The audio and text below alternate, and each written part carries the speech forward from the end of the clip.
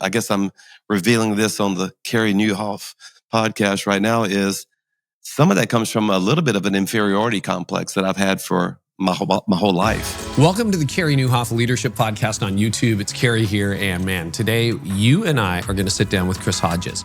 And Chris is going to talk about something he's never talked about before. He leads one of the largest churches in America. What is it like to lead a church like that when you have an inferiority complex, right? He talks about being bullied, insecurity, and then we also talk about how to foster a successful succession. So you can like, subscribe, and leave a comment. We'd love to hear from you on YouTube. But first, we choose our partners really carefully before we jump into the conversation. Here's a word from our carefully chosen, trusted partners. Today's episode is brought to you by Compassion. So I want to ask you a question. Do you consider yourself a compassionate person? Like, does the suffering of other people actually move you to take action? Well, did you know that research shows a measurable link between authentic compassion and an improvement in personal health and professional success? In fact, data shows that ongoing acts of kindness toward others is directly linked to living a longer life and achieving greater professional success. Now, that's pretty compelling data. And it points to something a lot larger than just ourselves. You know, Scripture shows us many examples of God's compassion toward us, most evidently in the life, death, and resurrection of Jesus. And as a pastor, I really want to see all people accept God's compassion toward us and live a life of gospel-driven impact as a result. So if you also desire this, here's what I'd love for you to do. I'd encourage you to visit my friends at Compassion International and begin learning how you can grow your compassion today. Find out more at compassion.com/Carey.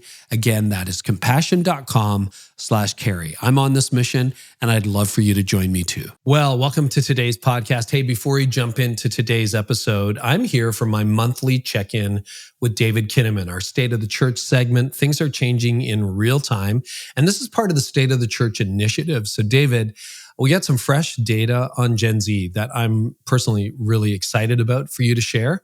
I'd love for you to talk about what you're seeing, because you've done a deep dive into mental health issues among Gen Z, the teen, segment of Gen Z, and then young adult Gen Z. What are you finding? Well, it comes as no surprise that one of the key parts of our last 5 years has been a rise of mental health issues, mental health awareness, a language for mental health. I think over the last couple of decades, there's been more and more awareness of that. It's been actually a positive trend of people being more comfortable talking about it. It's a very therapeutically oriented generation. But we're really seeing some of the challenges of growing up today and young adults. So Gen Z, we've done a study called Gen Z Volume 3. And in that study, we have a really good tale of the tape, a really good set of findings. So the challenges of young people, especially going from being a teenager to a young adult, are especially hard. So things like being deeply cared for by those around me, having someone who believes in you, my life has purpose, the positive attributes decrease very significantly when a person crosses that threshold from 17 to 18 and into the young adult years. They also see an increase in being a pressure to be successful, anxious about important decisions, critical of myself, a need to be perfect, afraid to fail, overwhelmed, fear of failure, self-criticism. So lots of interesting findings about just the ubiquity of mental health challenges among the next generation. So, David, I want to ask you, we've parsed a lot of data in these conversations on this segment on the podcast and in other places. It almost feels like there's two Gen Zs. Like there's the teen version of Gen Z and then the adult version of Gen Z. So I'm just curious, it seems to be harder for the adult Gen Zs than for the teen Gen Zs. Is that fair? That's exactly right. At least by virtue of their self-reported, mental health issues. Yeah. For 8-10 years, we've been tracking the fact that Gen Z does not prioritize marriage and childbearing as one of the life events. Now, there are many Gen Zers who are already starting marriages and are parents. By the way, when you think about millennials, they're not the kids anymore for sure. Gen Z is barely kids anymore. And we're starting to now look even at Gen Alpha and some of the pressure points and opportunities with Gen Alpha. Yeah. But you're right. There is this really interesting transition that Gen Zers are taking from being a teen to a young adult. And our research has really been focusing more and more on what are the interventions that can be helpful. So we've got a brand new report called Gen Z Mental Health and Well-Being, and it's a free download at Barna.com. You can check that out. Well, and I think the lesson for me as a church leader is it's important not to paint with too wide a brush, that the struggles that teens are feeling right now might be somewhat different or show up differently with Gen Z adults. There's also in your research a bit of a difference between what men and women are experiencing mental health-wise. Is that true? It is, yeah. And so we find that many of those positive outcomes that I talked about, some of those same phrases, are much lower rated among Gen Z women. And the negative outcomes, sort of the negative self-talk, the negative, sort of experiences, happy with my appearance, anxious about important decisions, afraid to fail, critical of myself, and need to be perfect, easily overwhelmed. Those are much higher among Gen Z women than among Gen Z men. And that cuts across both teenagers and young adults. And we're seeing in a lot of our data, some of the pressures on young women and the challenges that they are navigating.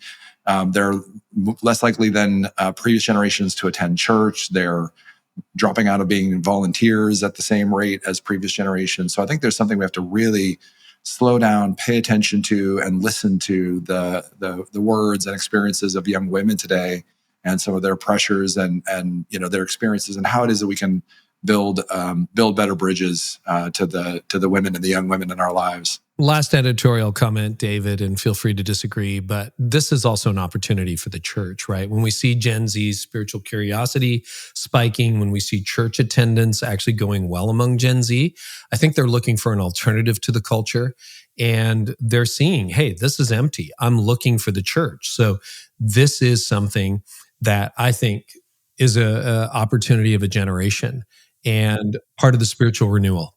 I agree with that 100%. And I think the data is telling us that churches that can be emotionally connected to the mental health struggles provide a warm, welcoming, solution-oriented, therapeutically clear, like that we believe in therapy, we believe in counseling, we believe in the Bible, we believe in the Prince of Peace, we believe in community. We did a big study with the Momco on moms and found that they don't want more content from the church. They want community. And it's not that they don't receive content from churches and they are, receiving it and using it. But there's a real opportunity, I think, to help moms become moms and women to become renewed and refreshed in their participation and their going on mission with Jesus in the lives of their friends. By equipping them for these courageous conversations. Like, all of us as human beings have these narratives in our head. And especially for women, the research is showing us that they want a community to help them make sense of those narratives and of the scripts that they're given through social media and the world. And they want community. They want other women to help them navigate that. They don't want just men. And here we are, two men talking about it. But I do think there's a huge, huge opportunity for the church to pay attention to the mental health and well-being of young people, to listen in and to help encourage the mental health and well-being of women. And again, several different topics we're talking about here today, but the church can really be an essential part of creating this gospel bridge to people and to their hearts. And I think this language of mental health is a huge opportunity. People are more open to talking about their interior world. And we're finding in the research that inner peace is a new apologetic. It is a way forward for us to talk about the truth and relevance and goodness of the gospel in our times. Well, we're bringing you this segment once a month because things are changing in real time. David, you and the Barna Group and Glue are doing a deep dive into research like you haven't done in years. And we want you as podcast listeners to be up to the very latest. So we're going to get to our regularly scheduled interview in just a moment. If you want more, and there is a lot more, go to the State of the Church, stateofthechurch.com/Carey. David and I will be doing this once a month. So keep an ear out for next month's episode. David, in the meantime, thank you. And now to today's regularly scheduled podcast. Well, Chris, I have so been looking forward to this conversation. Welcome back. Thank you, Carey. Yeah. So, this is a question, I'm sure you get it. A lot of churches are watching Church of the Highlands. You just went through a big transition from lead to founding pastor. Right. We're going to unpack that. But I would love to know, because I get this question a lot. I'm sure you get this question a lot from leaders who are like, how do I know when it's time to go? And I think often there are stirrings in our hearts. There are shifts in what we feel that happen sometimes months, years before we make a decision. I'd love for you to take us back. What were the very first stirrings that told you as a founding pastor, ooh, this might be time soon? Yeah, I actually keep what I call what's called a 10-year journal. So I'm able to do this small little entry, but I also get to see what I was thinking on that same day 10 years ago. Yeah. And so I'm actually going through it right now. And the first times that I was thinking about, wait a minute, I think I'm ready for somebody else to do this, was actually just before COVID. It was in the early part of 2019. And honestly, Carey, at that time, everything was just hitting on all cylinders, so everything's really healthy. I was very, very excited about the prospects of what could happen at Highlands College. And that was just in its infancy. And same thing with this ministry that I have called Grow Leader, where I get to coach and help and resource churches and pastors. And so I don't know if that was what it was all about, but I was definitely thinking about it in 2019. And then COVID came. And, of course, everything kind of tanks. And if you know anything about passing something on to the next generation, you've got that whole bell curve effect. It cannot happen while things are in decline. In fact, the best case scenario, and I've been reading about this for years, how companies and churches have done this successfully. Everything that I read, you want everything where it's going up into, and healthy. And so then I actually tabled everything and thought, let me just lead through this season. Of course, none of us knew how long that was going to be, and wanted to get the church, back to. I swore I'd never say this phrase, pre-COVID numbers. We actually had to make a rule that we would never say that phrase again, because we didn't want that. But anyway, that's really in my mind, honestly, what I was doing. I was getting back to, what I knew was healthy and strong, and not just numbers of growth and things like that, but just how healthy was the staff, the finances, et cetera. And honestly, we really just got back to that in 2024. And so, but continued to think about it, of course, all throughout that season, but really didn't pick the ball back up until about 2 years ago. And the real key moment, if there was a tipping point moment for me personally, it was when, who is now our lead pastor here at Church of the Highlands, came in my office and said, "Man, I hope this doesn't disappoint you. And you got to realize this guy was the president of Highlands College." And I just basically gave him that assignment. He goes, "Man, I love the college, but every day I wake up with ideas about the church." And I said, "Well, that's very interesting, because I love the church, but every day I wake up with new ideas about the college." And I said, "We need to go on we didn't know it was going to be a 2-year process. But we said, let's start the process. And I think you're the guy. I mean, I know I'm the guy to actually give the next 25 years of my life to building this great university." I said, "But we just got to land on the timing of all of this." And that was the moment, really. So it actually happened before COVID, re-strengthened the church, really put my head down and really try to get the church healthy again. But then picked the ball back up about 2.5 years ago.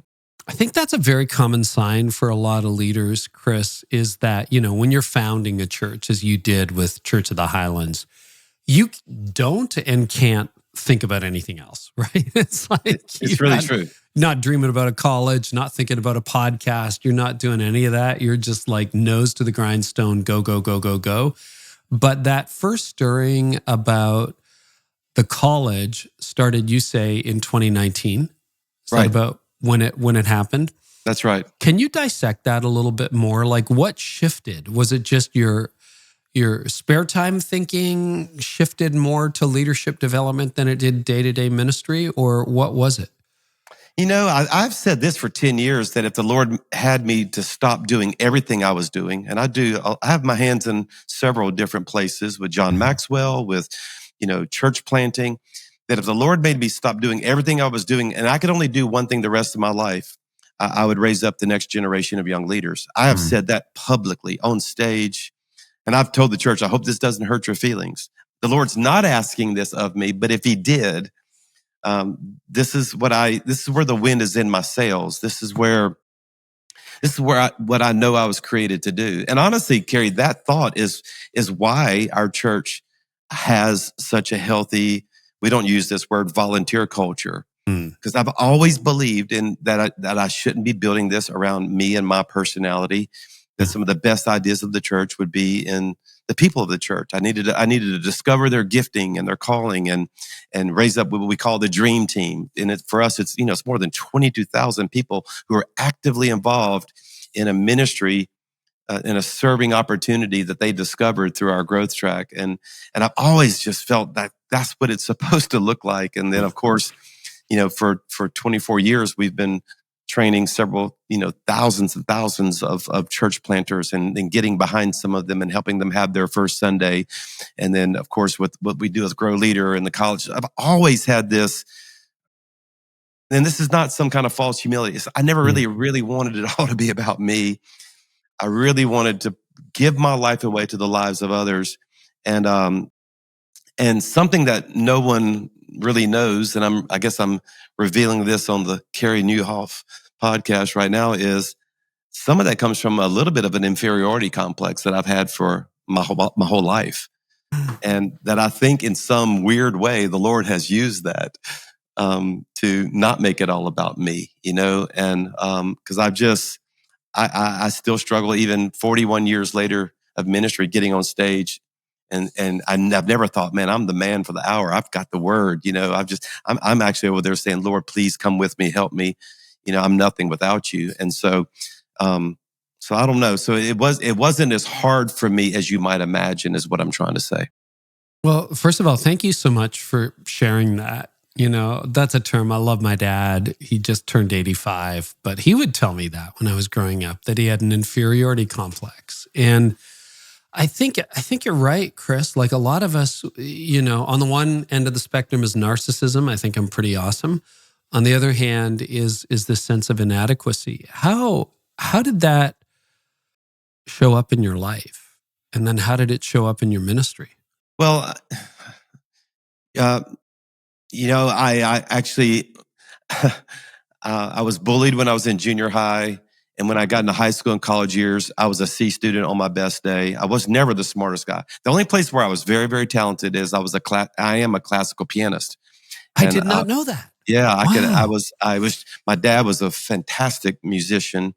He played pipe organs. He could do more with his feet than I could do with my hands. So I was raised in this classical music home. And so from very, very young, I was taking piano lessons. In my adolescent teenage years, you could put anything you put in front of me, I could have played. Went on to teach piano. Of course, I was really motivated to teach piano when I was a youth pastor because I wasn't making enough money to live. So I had piano students, all throughout early ministry years. And so I've been doing music. I did music in the church before Highlands. I was the worship leader for our church the first 4 years of our church, so I did both roles, which was not necessarily the right way to do it. But I still produce our Christmas experience that we have every year. And so yeah, that's the one thing I was good at was music. But I always felt inferior when I got up on stage to speak. I was always thinking there are people out there that are a whole lot smarter than me. And I mean, for years, Carey, I had 2 Corinthians chapter 3 on my mirror in my bathroom that says I'm competent as a minister of the new covenant, not because of the letter of the law, but because of the Spirit of God in me. For the letter kills and the Spirit gives life. And it was my reminder, is like, there's a whole lot of other people out there that have better training, degrees, brains, but God picked me. I tell myself that every day. God's picked me. And that was my way of talking myself into having the courage to go out there and go on stage. For heaven's sakes, I failed my speech class at LSU.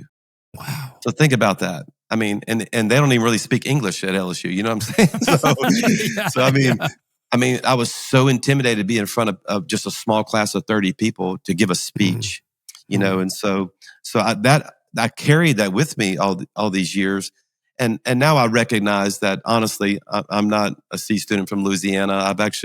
I've learned some things. My brain kind of turned on in my late 20s, early 30s, and like a lot of things made sense to me. Actually went back and finished my business degree and was a 4.0 student. So, but I still struggled with this inferiority complex.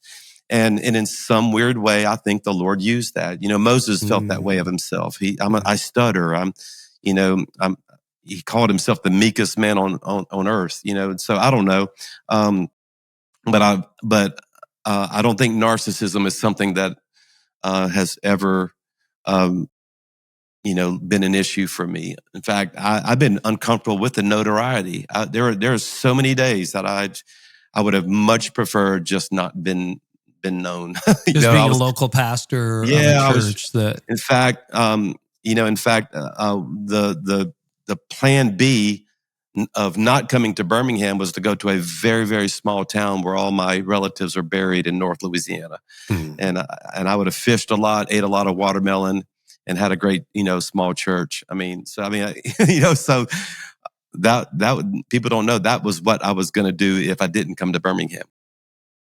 I love it when leaders are open and transparent about their journey. So thank you so much for doing that. You are not the only person. There's so many listeners who are like, hey, I was bullied too. I mean, I had red hair, so that's never a lot of fun when you're a kid. I'm an Enneagram 8, so that was my last schoolyard fight. Somebody called me Rooster, and I pummeled him to the ground.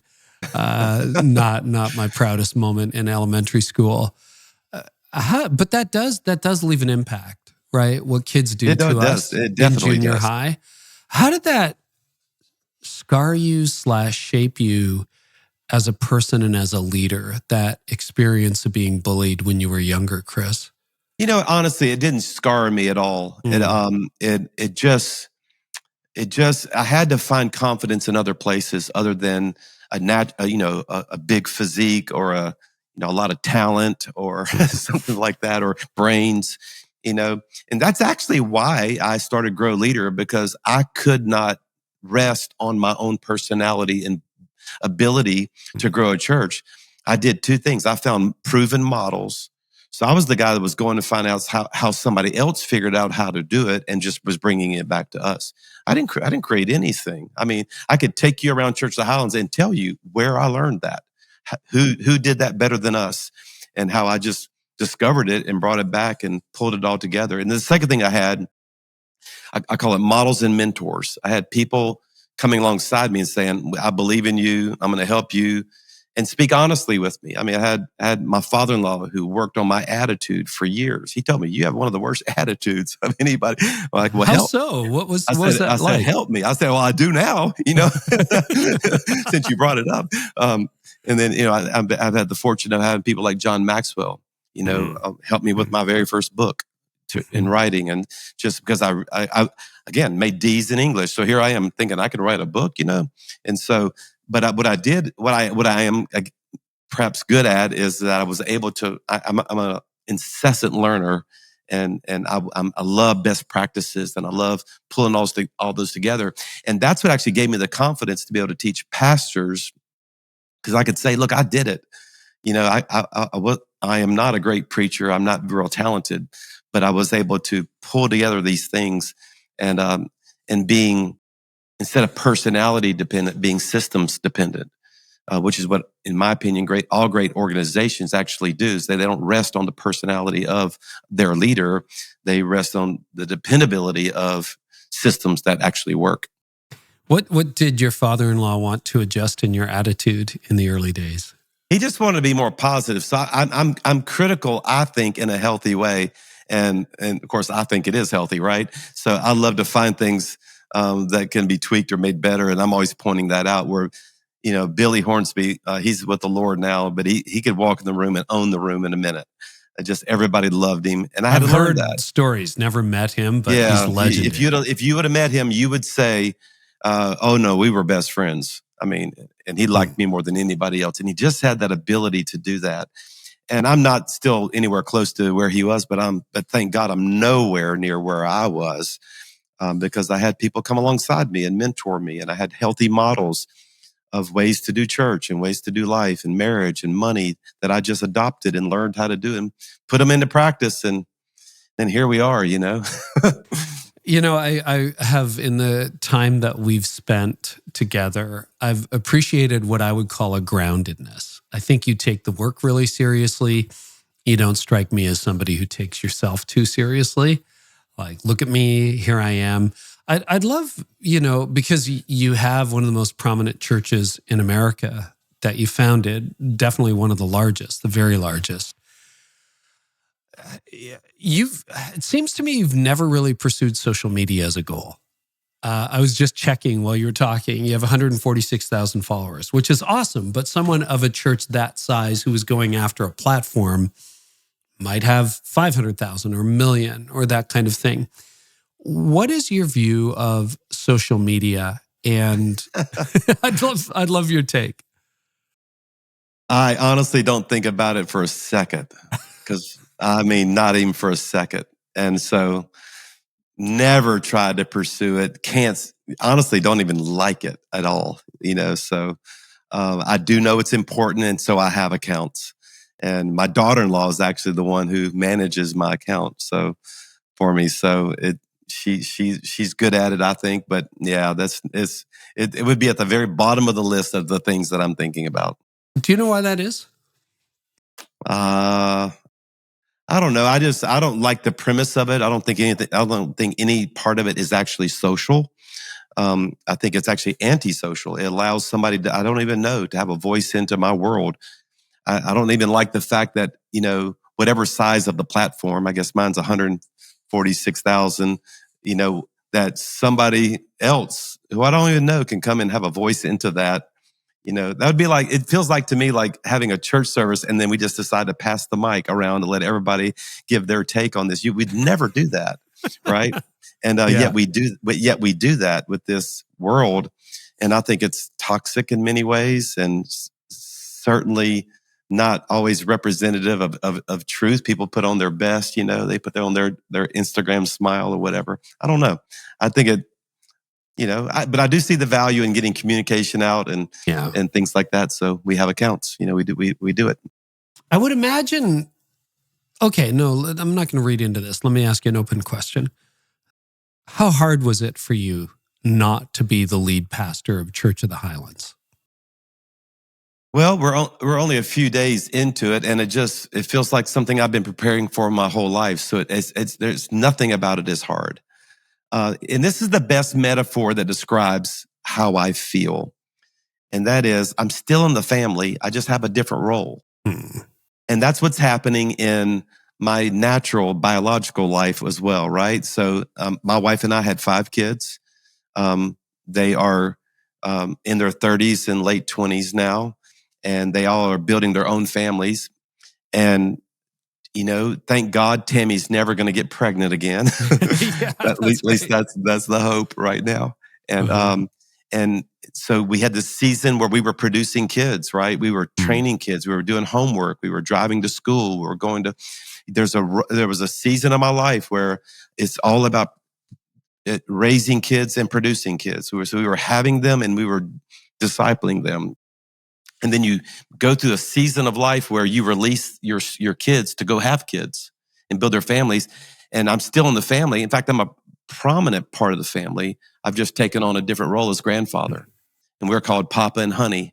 And they're over sometimes 5 nights a week. But the role has changed. I have 2 things that I didn't have in my 20s, and that has a little bit more money than I did in my 20s, thank God. Yeah. And then I have a whole lot more wisdom. And now I'm able to bless them financially in areas that I couldn't even do when I was in my 20s. And I'm able to share advice with them. But I'm also grateful that they go home at night about 9:30 when we say, okay, well, it's getting late. You guys going home, right? And I'm loving. We love our season as grandfather. It's exactly how I feel in the church right now. I still want to be in the family. I still want to be valued. I'm wealthier in many ways. I'm not talking about financially. But I'm wealthier in many ways. I have wisdom that I can give you. But it's okay for the kids to have kids. It's time for the next generation to produce children.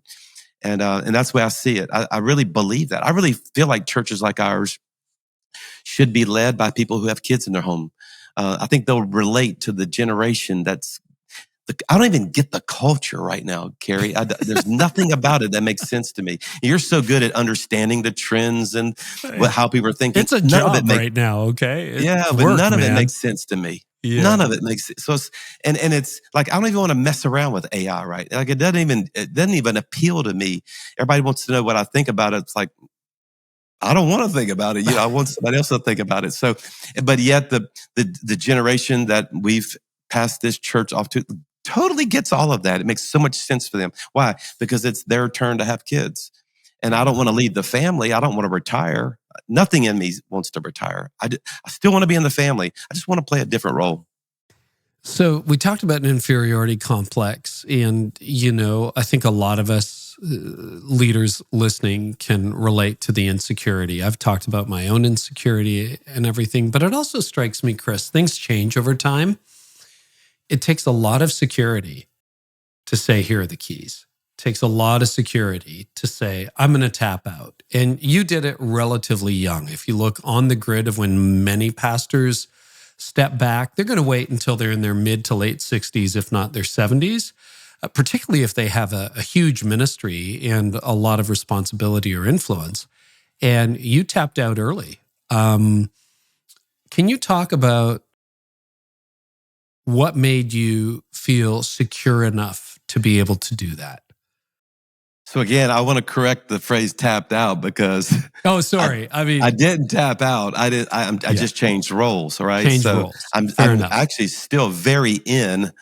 I'm just in a different role. So that's important to me too, because there's nothing about this that I'm out of anything. But the role I play is very different. But the reasons why I feel like now was the time, and I did it at the age that I did it, is that because the person I wanted to give it to was in their prime. This was the moment. So it was as much about them as it was about me. In fact, even on the day that we had at the announcement, some of the team wanted to honor my life and wanted to have a big lunch afterwards. And it almost a little bit, not offended me, but I thought, no, you guys aren't getting it. This is not about me. It's not about the one who had kids. It's about the one who's going to have kids. This is about this next generation. To me, it was more of a celebration of Mark Pettis than it was a transition of Chris Hodges, So I don't know. It all felt weird to me. I didn't need to be the focus. Perhaps there'll be a day that I actually tap out and sit in a rocking chair. I don't know. Yeah. But have the party then, because I'm more motivated right now about what I want to do with my life. I want to serve this local church. That's job number one. I want to be the best grandparent. I even told the church that if you loved me as a father, you're going to really love me as a grandfather. Because I'm going to serve this church like grandfathers serve families. I'm going to tell the stories. That was my favorite part of my grandparents, telling the stories. Like, when you want to hear again how it all started, come let Papa tell you how it all happened. And I'm going to tell those stories again. And I want to be at every event where I'm needed, whether it be a fundraising event or at a dream team party or whatever. I'll be there for you. But Carey, I have such fire in my belly right now too, for where we are with this college and where I feel like a grandfather with a church. I feel like a father with this school. I'm ready to have kids. I'm ready. I'm as giddy about the college as I was the day I moved to Birmingham to start this church. So, and that's what let me know it's time, because it's not fair to the church to feel that way. It almost felt a bit unfair to be so excited about something and it wasn't them. And where you have this person over here who is that excited. So it just all made sense to me that the timing was right.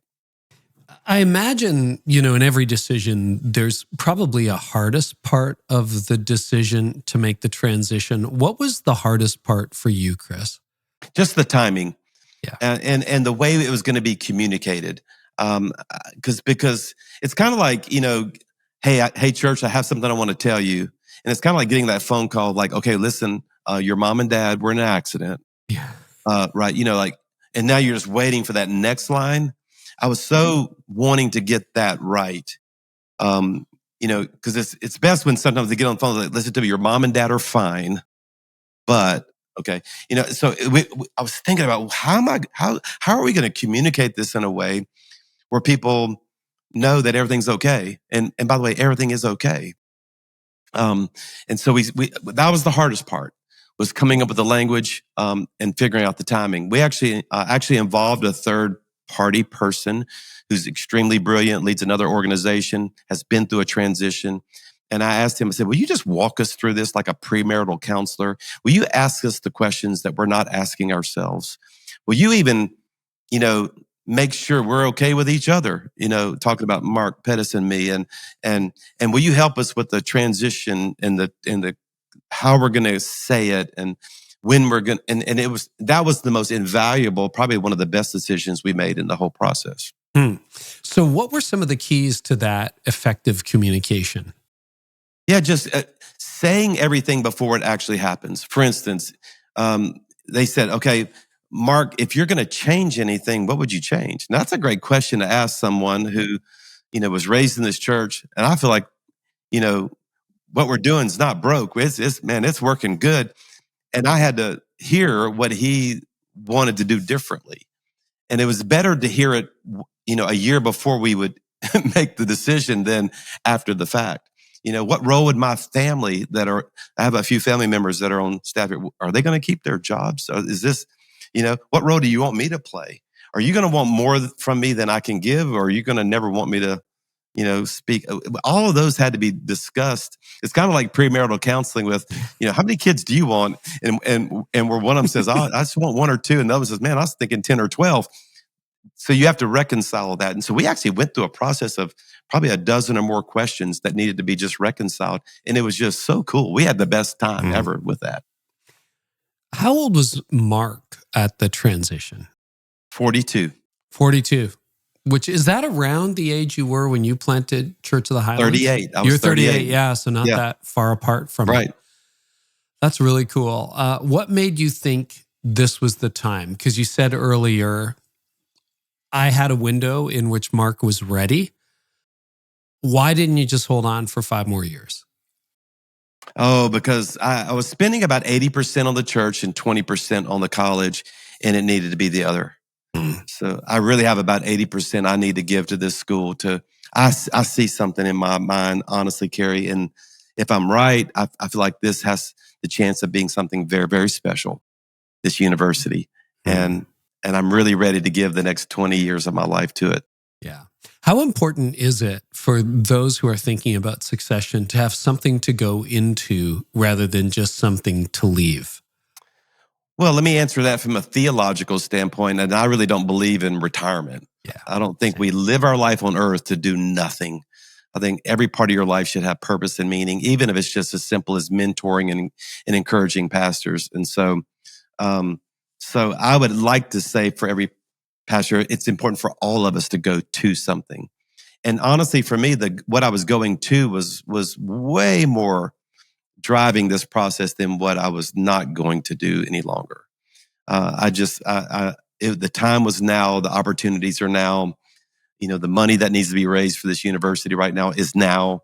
We're just in a very critical season of the growth of this university that has a lot of momentum. So that made it very easy. And I would encourage every person who's thinking about stepping away from something they're doing now to think about what you're going to. I hope to live every day of my life with a little fire in my belly and vision in my heart and living with purpose, So, you mentioned before we started recording that you knew there were going to be a lot of eyes on you as you did this transition.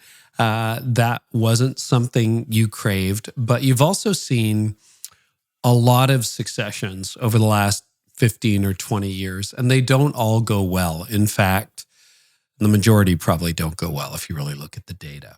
What were some do's and don'ts that you and Mark had in mind? Like, here's some things we definitely need to do, and then here are some pitfalls we have to make sure we avoid. Yeah, so everything that we do here at Highlands, we actually put it through the filter of, can other churches do it? And if they were going to do it, what kind of example can we set in the process? And we say that not because we think we're that great. It's just that we feel like we're called to create replicatable models that are both scalable and transferable so that anybody of any size can do it. I mean, literally, when we're planning an event, we always ask ourselves, man, could the church of 200, 2,000 do this? Because we love giving our models and our methods away. So we definitely stepped into this thinking, now listen, what we do, people they're going to be watching, and we want to be able to help those who are going through that. In fact, I feel called, Carey, to actually help other churches and pastors who need that third party to step in and kind of be a part of the process. I'm actually looking forward to hopefully being that person for some churches. Like helping other churches through that Absolutely. process. I would love to step in and just help them ask the right questions and lead them through the process. So I took copious notes over the past 2.5 years of everything we did do and didn't do. And again, there's not a new answer. The answer is what we did right is we asked all the questions and talked about all the expectations long before we ever got there. And I think, again, that's what you do in an engagement period. If you're getting ready to get married, you'd want to talk through all of those dynamics and, what are vacations going to look like? What are budgets going to look like for us? And I think the more that is done on the front end, it gives that new marriage this chance to, have a great start and hopefully a long finish. And so we did all of that. I think that was the right things that we did. In the don'ts, I'm not sure I know any that I could tell you to don't do. We were so intentional about the process that I don't have any regrets looking back. Man, I sure wish we would have done this differently. The hardest part of it, though, was just figuring out the timing and then how it was going to be said on that day. And so, so we did trickle out information. So everybody knew it was coming. No one knew really when. So it was a surprise to no one. When it happened, maybe it was a surprise to more than most.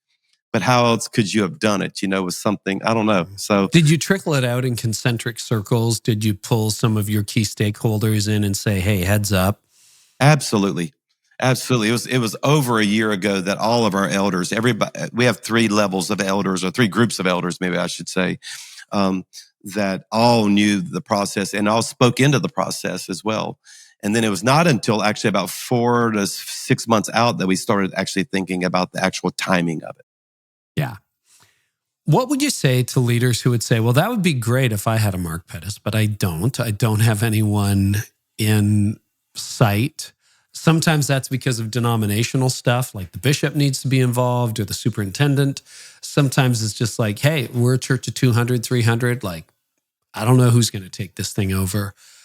Any advice for them in finding a successor? Because I was in a very similar window. I was 50. My successor now was just turning 40. And I thought, this is the window. This is the time. Church was strong, double-digit growth, money in the bank. Now's the time to hand it over. So that's what we did. But I was very fortunate to have a successor and thought about it for years before I actually was able to do it. Yeah, I mean, I was thinking about this transition long before I had someone in mind to give it to. So, and just philosophically, I believe that we should all be pouring our lives into a group of disciples. And my philosophy was let God pick the one. My job was to prepare. I call it gather many to find one. And so I had probably 8 to 10 people that I was thinking, all these guys could do it. I'm just going to pour my life into them and just to see where the hand of God would rest on which one. And so actually, including my biological sons, by the way, I had the conversation with all of them. I was like, do you guys want to be in this list of people that I'm going to pour my life into that I believe one day is going to lead Church of the Highlands? And actually, none of them I don't know if this says about my job, but none of them wanted to do it. They were like, no, it's okay, Dad. Yeah. And I gave them another chance a couple of years ago, and they said, no, we want to be on the team somewhere, but let's let someone else do it. And but no, there were 8 people that could have done this, honestly. I mean, we have some tremendous leaders around here. And so I just poured my life into all of them. In fact, again, another breaking news I'll share on this podcast, because I've never said this before. I was even in mind of a different model of how we would have Church of the Highlands. I was even saying, Lord, would you want all the campuses to be autonomous campuses? Oh, wow. Yeah. I was open to anything, honestly. So I even began the preparations of what would that look like? I mean, raising up elders at every campus, boards at every campus, I thought about it all. And so my philosophy was just prepare for everything and then let God put his favor on something. So one of the principles there is you have been incredible at developing other leaders. To have a candidate of 8 candidates to actually potentially choose from is very rare. I know people who lead very large churches and they're just hoping to find one, right? But you've also done that. I mean, you look at your number of campuses, you look at Grow Leader, you look at Highlands College. So I think there's a lesson in there for all of us who maybe are not quite as focused on leadership development. What have been some keys to, because it's only been just over 20 years for Church of the Highlands, and you look at the size, you look at the impact, 25 years maybe. What have been some keys to leadership development for you, Chris, in seeing that scale of leadership in that compressed time frame? Yeah, I mean, you just have to believe, and that's how you get more things done. I mean, I think gone are the days of just a ministry around the personality or the gifts of one person. And I don't even say that because they're narcissistic. I just think we get more done. To me, it always made more sense to pour my life into more people who had the ability. Jesus said that if you have a kernel of wheat or a kernel of corn that remains a single seed, it's a single seed. But if it falls down to the ground and dies, it produces many. And I've always had this mindset of living my life a little bit more generationally and pouring my life into other leaders. And so, what did that look like practically? Like, how would your calendar be different than many other calendars? I just got off of a mentoring call that I do with pastors, and I was telling them your weekly calendar reflects the fact that whether you believe in leadership development or not. I mean, when you went to the hospital, was someone with you? How many leadership lunches did you have this week where you were, having all of them just come with a question? You'll buy the lunch and you answer questions and develop and mentor leaders. And we've been doing that since day one. Really? Okay, yeah, because most people, it's a solo sport, right? Like, I just go to the hospital alone. I do my message writing alone, and you have not been that way. Yeah, and that's because of my worldview, if for lack of a better way to say it. My biblical worldview is that I get this short window of time to serve Jesus anyway, so why not leave as much as I can? The 2 Timothy 2:2, the things you've seen in me and trusted to reliable people who will teach others also. To live your life generationally like that I think it's the spice of life. I think it's what makes life so beautiful. I have my 10th grandchild on the way right now. And my chest is all stuck out by that. I didn't just have a life and then have a wife. Man, I poured my life into 5 kids who are now turned that into 10 kids. And the bigger the family, the more fun we have. I had that same view in the ministry. I mean, why not live your life that way? I take more joy in hearing what spiritual sons and daughters are doing than anything we've ever done at Highlands. It's just like Thanksgiving at Papa's house. It's a room full of people that you get to pour your life into. What's more fun than that?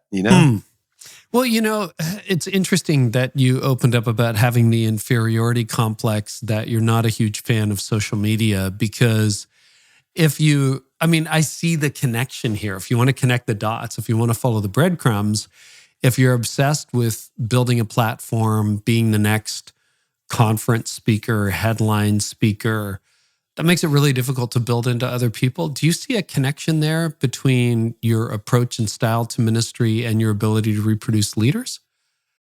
You're probably right. Yeah, I've never really connected at all, but you're probably right. Yeah, just live thinking.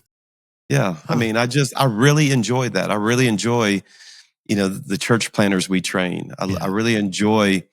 I actually sometimes have more fun helping another church reach its potential than solving the problems at Church of the Highlands and seeing how we can have a better Easter or whatever. It's really fun. And I don't know if that's the way it should be for all of us, or if that's just something unique to me. I won't presume to know the answer to that question, but all I know is that's what made all of this not hard. Yeah. Internal hire versus external hire.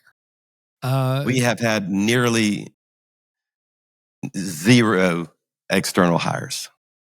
Which is interesting because you've been convening cohorts with some of the most influential next-gen pastors, not dropping any names, but anybody who follows you on social has watched this for years. You've been doing that for years and years and years. It would have been very easy to tap someone who's leading a church of, say, 10,000, who's like in their 30s or early 40s and go, hey, you come over here and lead Church of the Highlands. Obviously, Mark seems to be anointed for this and, all that. But what are the pros and cons of bringing an external hire in to a church that has its, a DNA that you've crafted and cultivated for over 2 decades? Well, I don't know the pros and cons because I've never done it, honestly. So I really don't know. But I can tell you this, that Mark is a great leader in his own right, and no one knew it.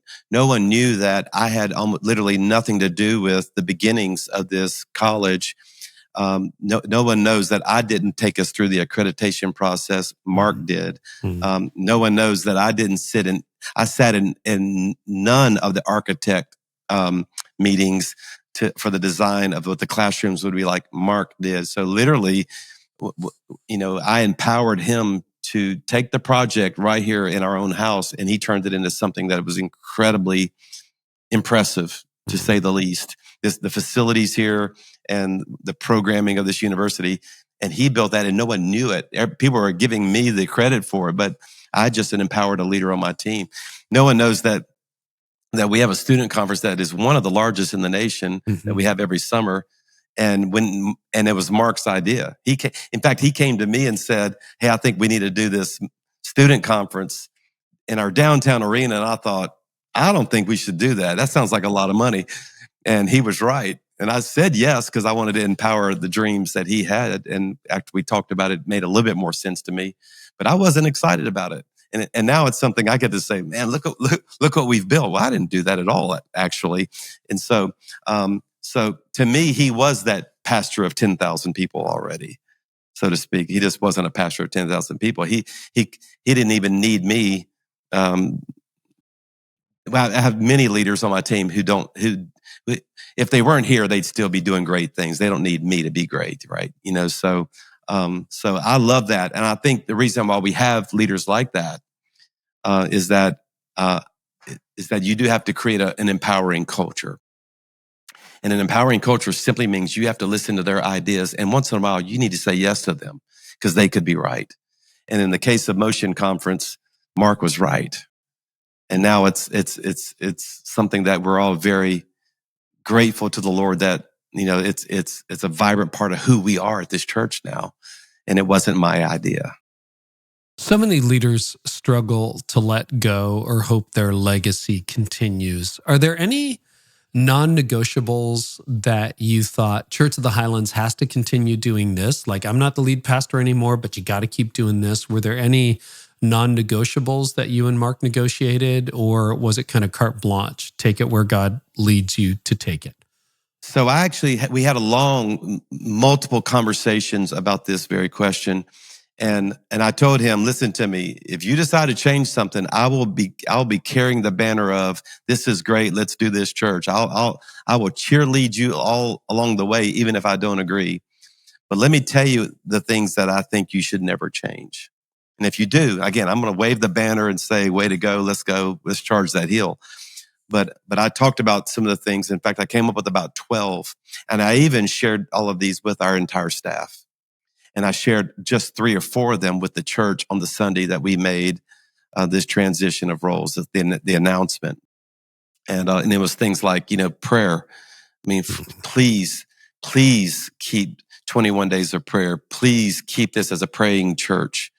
Because I know how much of this is not us. It's God's blessing on our life. And I think it's because we've sought him with all of our heart and asked him to pour out his Spirit in our church. And so missions, let's keep a vast portion of our budget going to world missions and to local outreach and to helping those outside the walls of each church. So I went line upon line of the things that I think were important.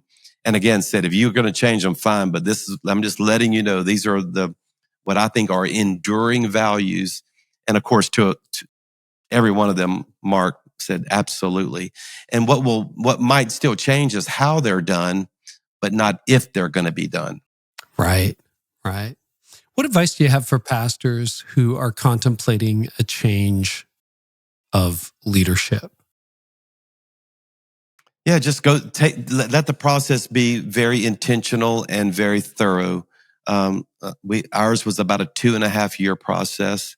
I would get an outside party to come. I don't know what the right word is. Referee it, help talk through it. Be just a counselor in the process that can help you. That was so invaluable for our process. Make sure you're getting the buy-in of the stakeholders in the organization, the elders, the leaders. I brought those guys in early. I mean, this is what I'm thinking now. If you're going to stop it, let me know. Even my own family. I met with my family. I said, listen to me. This is where I'm headed. I'm getting closer and closer. If you have a strong opinion, you need to say it right now. And you have the right to interrupt this or slow it down or change it. But because I need your buy-in. I needed every member of my family going, yes, Mark Pettis. We're so glad, he's leading this church now. And so anyway, I worked very, very hard on that. And that would be my advice. Who was the decision hardest on? And you don't have to name names, but just like, was it hardest on your family? Was it hardest on some of the key staff? Was it hardest on the people who sat in the back row? Man, that's a great question. Who was it hardest on? Because somebody had to have been like, no. I think the family has had such a huge role in this that no one knows about. Yeah. Both the good and the bad, by the way. Mm-hmm. And they've carried the burden of the good days, the bad days, I think you could see it on their faces. When we moved to Birmingham, they were all very, very young children in 7, 8, 9, 10 years old in that age range. And so they've taken this full journey together and they were a very huge part of my life and what happened here at Highlands more than people will ever know. And I think it would be them. You could tell because they came to me and said, Dad, you're right. We love this, but what feels weird? Yeah. It still feels weird. I think probably, and she's not here to say it herself, but I think it was probably hardest on my wife, Tony, because in many ways, I don't know how Tammy was with you, Chris, but I think Tony would say in retrospect, you are the shock absorber when your husband is the lead pastor. And I made the decision, but, and she blessed it, but it feels like all of that role got taken away from her. Not without her consent, but it's like all of a sudden, and it wasn't even out of her control. I don't know how to describe it, but it had an impact on her that I probably underestimated when I was making the decision. And because you're right, said things like that. Oh yeah, she came and said, "I know this is right, but it feels weird." And I said, "What about it makes you feel weird?" And of course, she's a steady, stable, phlegmatic type personality that just doesn't like change much anyway. She goes, "What's going to change?" And I said, "Darling, nothing really. We're just going to be grandparents in the same family. We're going nowhere. We're going to sit in these chairs on Sunday morning, the same chairs. We might not have to go to every service anymore, right? And I'll sleep a whole lot better on Saturday nights, that's for sure. But no, man, we're still in, and it's my favorite line in this whole process. Same family, just different role. Didn't go anywhere, not leaving. There's no divorce. There's no moving away. We're same family, different role. Yeah. When you look back, Church of the Highlands, over your tenure, what is the best decision you made? It could be one that you made consistently every year. It could be like, hey man, in year 8, I made this decision. Didn't know about it at the time, turned out to be great. But you look back, what's the best decision you made? So let me give you 2 that people told me that won't work. too. And that was the 21 days of prayer and fasting. I actually had mentors and people, even spiritual leaders, tell me, you can't start a new church and ask them to fast for 21 days. And I just said, you're going to have to let me try, because I was going to build the church on a prayer and fasting culture. And the part of our church that people who start to study us a little bit more deeply, that's the area they're most surprised to find. Like, we knew you were a praying church, but we didn't know how much until we got into this organization and saw, like, wow, you guys are really serious about this. And it's deeper than most people even know. And I'm so grateful, because I truly believe that was one of the best decisions we ever made, was to build it on the foundation of prayer and fasting. The second would be how we handled money. I had mentors. If I said their names, everyone on your podcast would know their names. Say, you can't do it that way. That won't work that way. And I said, you're going to have to let me try. Is that the live off 90% rule? That was that we were going to write it into the bylaws, that the budget was going to be 90% of the previous year's income, that we were going to set ceilings on buildings and salaries that were well below national averages, so that we could create these margins, so that we could take pressure off of the whole process, that we would never have a building campaign, fundraiser, pledges, that we were just I wanted to do it a different way. I had this idea in my mind that it could be done a different way. And it was one of the best decisions we ever made. Because here we are over 24 years later with, all of our buildings paid for, and we've given over $200 million, to missions over these years. And I'm just very, very grateful, that we made that decision. Wow. Chris, what else do we need to talk about that we haven't touched on today? No, you hit them all, man.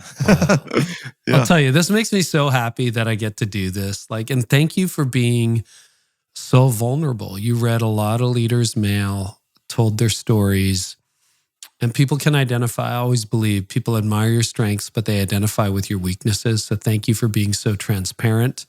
And thank you for modeling what I think history will prove to be an excellent succession. We need good precedents. We have enough of the other ones.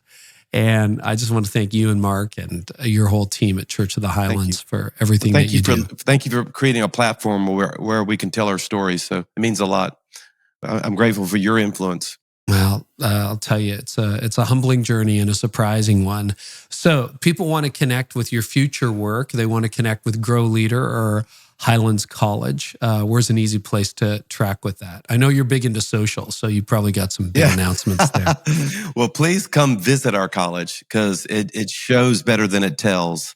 I mean, it tells well. I mean, it's a very special place, and I would encourage every pastor and any prospective ministry student in your church that you think you see a call of God in their life, put us on the list of colleges you would consider to let us train them up in ministry. So visit it. Of course, the website there is highlandscollege.edu, and you can see all things Highlands College. And then, growleader.com is my effort to pour my life into the lives of churches and pastors to help them reach their full potential. Chris, it's been a delight. Thank you. Thank you, Carey.